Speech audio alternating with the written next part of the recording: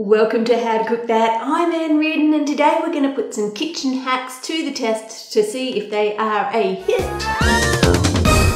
or a myth. Make sure you subscribe to my channel and press that bell so you get notified of new uploads. Hack number 1 says if you need a squeeze of lemon, don't cut your lemon in half and juice it. Instead, roll the lemon on the bench, pushing down to burst all those little juice vesicles inside the lemon. Then take a skewer and poke it in the end of your lemon. Now you can squeeze your lemon and out comes some juice. This seems to work pretty well. We've got about a tablespoon of juice, but now no matter how hard I squeeze it, I can't seem to get any more than that out of it. We're about to split the lemon if I keep squeezing any harder. But the lemon is still contained, so the theory is that will stay fresh and then you can cut that open later and get the rest of the juice out of it. So if you just want one squeeze or a tablespoon of juice or less, this hack is a hit. Hack number 2, when you're making a cake and you add the flour, do not over mix it. You want to fold it until it is just combined and you can't see any more flour.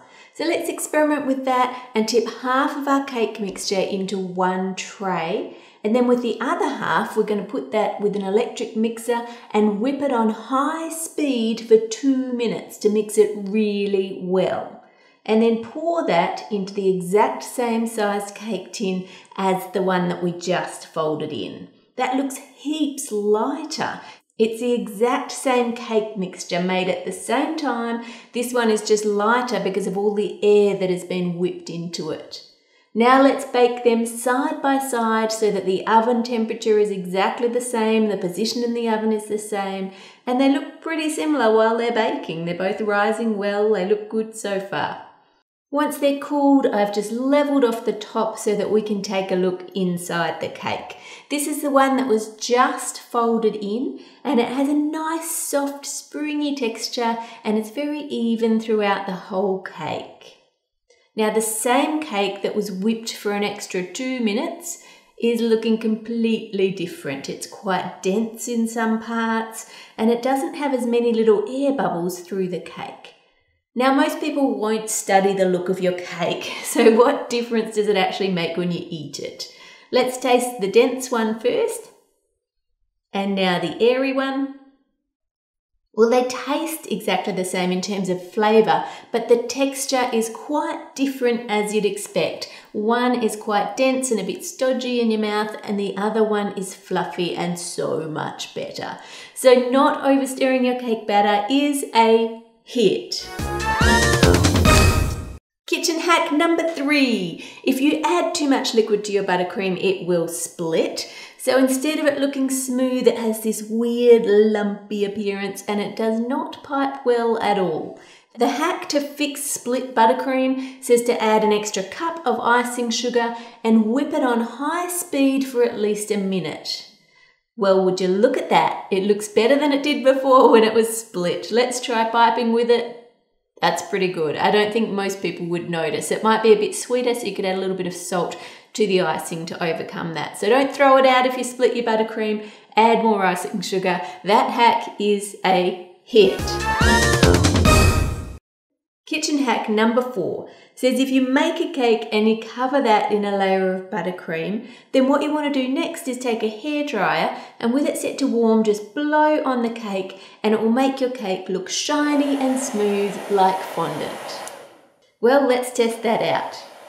Blowing on it doesn't seem to be making it shiny. We are getting some butter splitting from the icing and pooling at the bottom, but that's making it look worse, not better. Let's just keep going. Maybe we just need a little bit more. Uh-oh!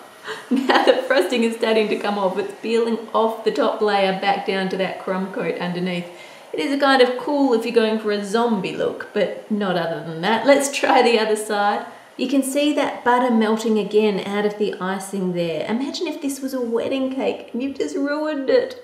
This hack is definitely a myth. So don't waste my time.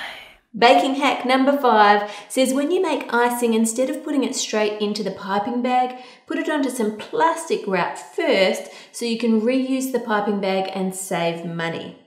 So put the frosting onto some wrap and then bring the 2 sides over into the middle. Hold each end and give it a spin to twist up the ends there. Take one end and tie it in a knot so the icing doesn't escape back out of the top there when you squeeze on it.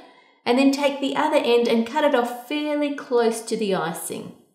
Place that into your piping bag and shake it down and pipe.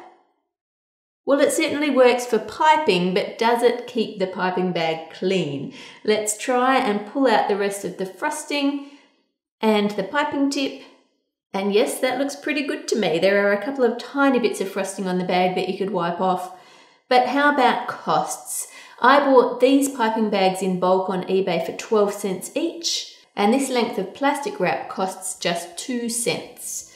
So if you're using a lot of colours especially and you need lots of piping bags for the one cake, or if you have more time than money, then this hack is a hit. Hit that subscribe button and let me know what other hacks you'd like tested. Make it a great week, and I'll see you on Friday.